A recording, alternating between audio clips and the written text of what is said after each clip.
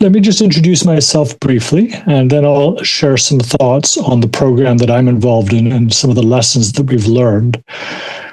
Carlos has asked me to talk about how universities should and can respond in the current environment, global environment, to integrating refugees through higher education. So I come to this topic as an academic myself. So I'm a professor here at Wilfrid Laurier University, which is in Ontario, about an hour away from Toronto. And we, as a university, we're a sort of middle-sized university, about 20,000 students is the number we have. We have undergraduate programs and graduate programs. I am a professor of history, and I study the Middle East in particular. And for many years, I was just doing that. I was writing and I was teaching and researching. And then about 13 years ago, I was a professor teaching courses related to the conflict in Israel and Palestine, which you will be very familiar with. And in the context of talking to my students and teaching my students about that conflict, we all realized that we weren't content, we weren't happy to just be talking about the past. We wanted to talk about the present and why back in 2013, 2014, why there was ongoing violence. But more than that, the question among students was, well, what can we do? We don't really want to study history for a whole year. We want to do something about it. And that led to a program which is called International Students Overcoming War, or ISOW, as we know it. And that's the program that today, 12 years later, is going strong at our university. So I've gone from being a professor of history to being a university administrator. I work in the Dean of Arts office, and I oversee this program. And I'll tell you more about the program in a few minutes. But before I do that, I want to just comment on what I think are very specific issues that we need to be aware of when we're talking about higher education and refugees. And the first is that our national context, our country, has a big impact on what we can do and how we can do it. And I know from my conversations with Adrian and Alvaro a little bit about what goes on in Mexico and the role of the Mexican government in supporting the Habisha program and presumably what you are doing today. But there are different dynamics between our governments in terms of how we approach refugee resettlement and social integration. And those have changed over the last 12 years in Canada. 11 years ago, universities were responding to the government when we welcomed thousands and thousands of refugees from Syria. And universities were very active in supporting refugee resettlement. Today in Canada, we have a very different political and social set of realities, that there's not nearly as much sympathy or interest in responding to refugee needs today.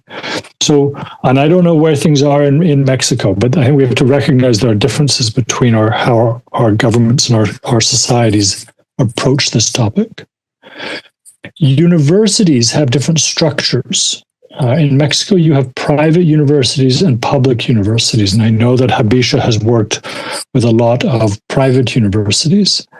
In Canada, we don't have private universities. We only have public universities, and that can have a different effect on how you structure programs and how much flexibility exists between universities. And then you also have a question of the willingness of government officials to help you solve problems. If you've worked with government offices, you'll understand what I'm saying.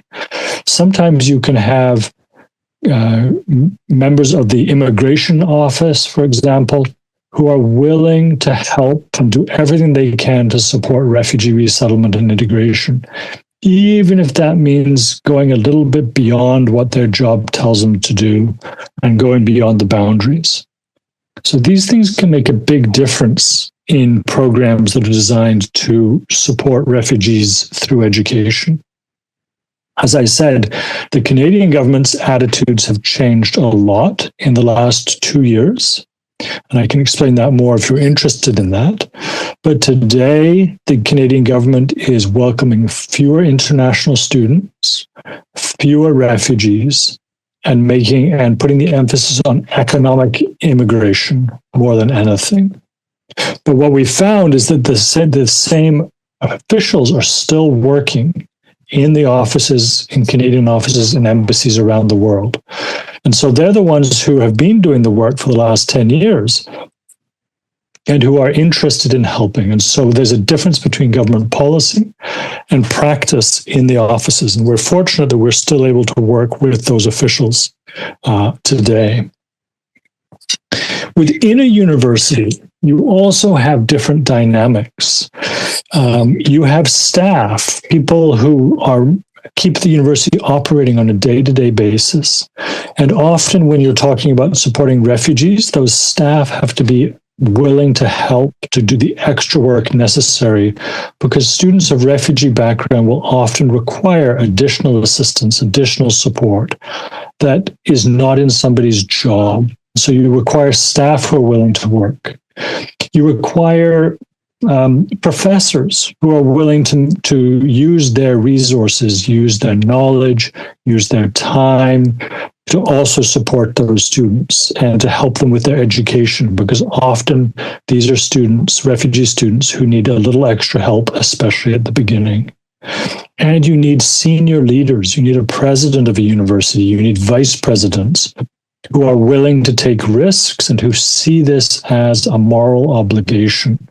If you don't have a senior leader who's willing to help and willing to support other people in the university, then it becomes really difficult to actually make anything happen, because you need them to send the signal to the rest of the university community that this is a university priority. But lastly, you need students. And this is what we have discovered through our program. And that is that the most valuable resource any university has is its students. Students who are idealistic, who are willing to work hard, who are willing to give their time and even their money to help make this happen.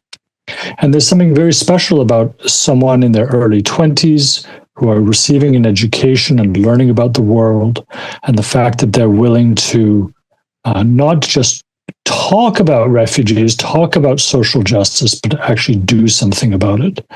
And when you get to be my age and a lot older, you tend to lose that idealism. You tend to put more priority on other things rather than action. And so I think university students are our greatest resource. And they're the ones that I've spent my time supporting and cultivating over the last 10 years. So having given you that context and recognizing that there will be differences between Mexico and Canada and between universities, let me just tell you briefly what we've done, and then we can maybe have a little bit of a discussion about what has happened in Mexico. In the case of my own program, International Students Overcoming War, the program has been operating now for 12 years, and at its core, ISO is a program that is led by students.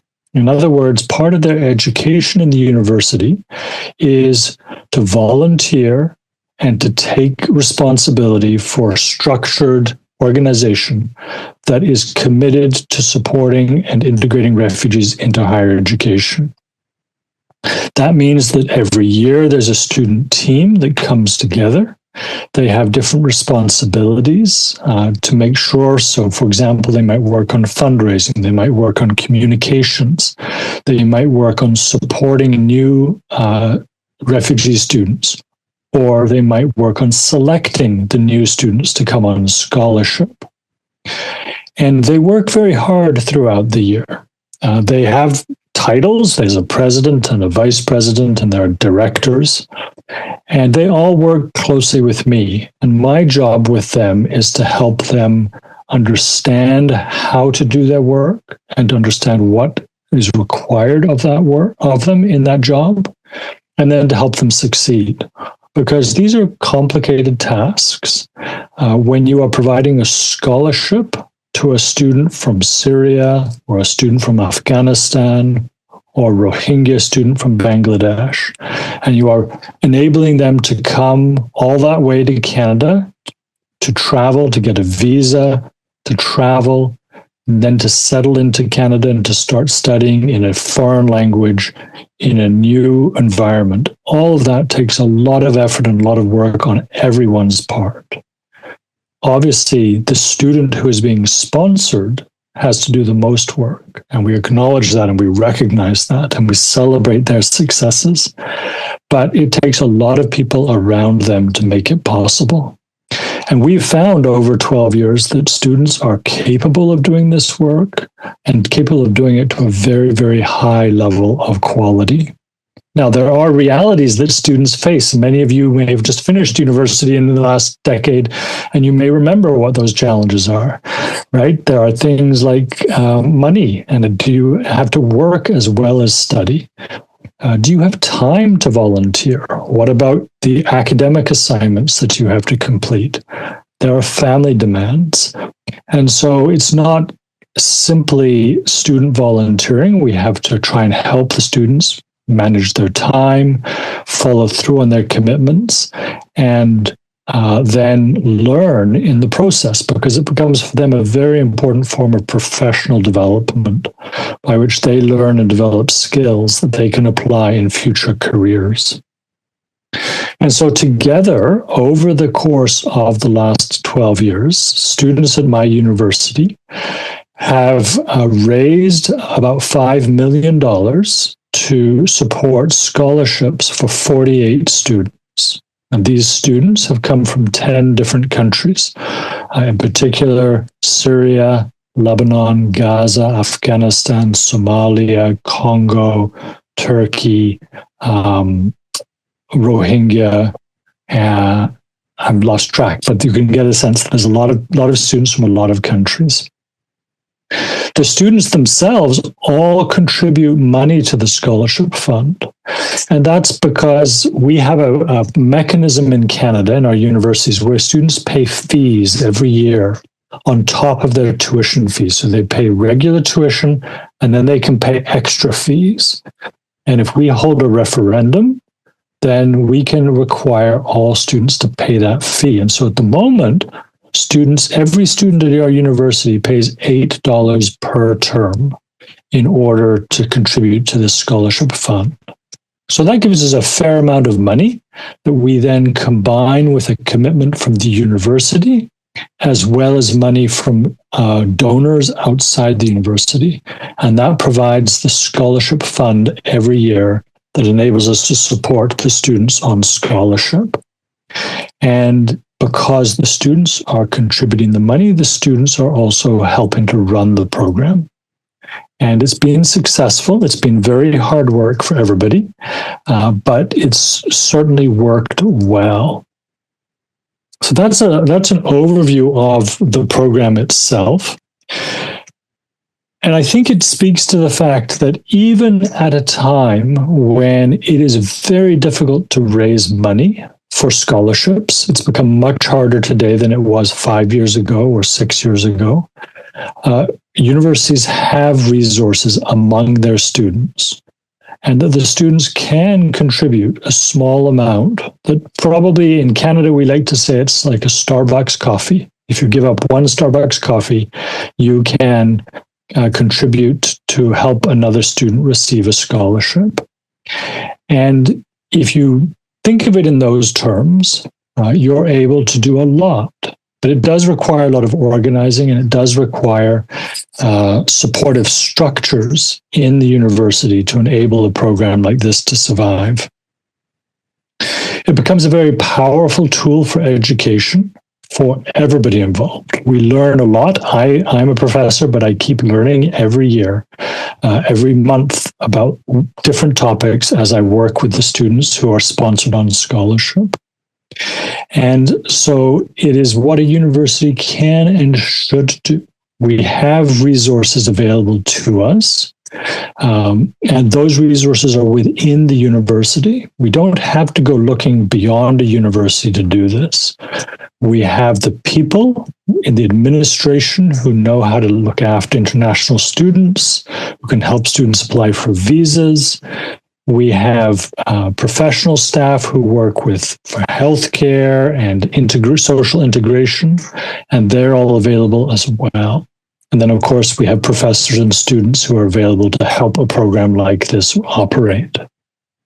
We also are very used to developing scholarships. That's what universities do, is to provide scholarships to students all the time. And so we're talking about a program that is normal for a university to operate, which is to deliver scholarships. The difference in the Canadian context is that our scholarships for refugee students are much, much more valuable. For us, in the Canadian university, our scholarship is worth about $60,000 per year for one student. And that's about 10 times more than any other scholarship we offer is worth. And that's because we pay for everything, and we have to pay for everything as part of our commitment to these students. But it's also why it takes a lot of effort to raise that money and to deliver on the scholarship itself. There are other things a university can do as well in response to refugee support at this time. 10 years ago, when Canada welcomed thousands of Syrians to Canada, universities stepped up and helped to sponsor refugee families. And that's a really important part as well. We have a lot of resources that we can use to support refugee resettlement and integration. We also have students who are inside of Canada, and in Mexico, I realize you have thousands, if not millions, of young people who are migrating towards the United States through Mexico, who are displaced themselves, and who you are almost certainly focusing a lot of your resources on supporting, rather than having to bring people from outside of Mexico to study at universities there. And similarly in Canada, while we don't have the same large numbers, we still have plenty of young people who have resettled to Canada as refugees. And we also offer a scholarship to support them accessing higher education.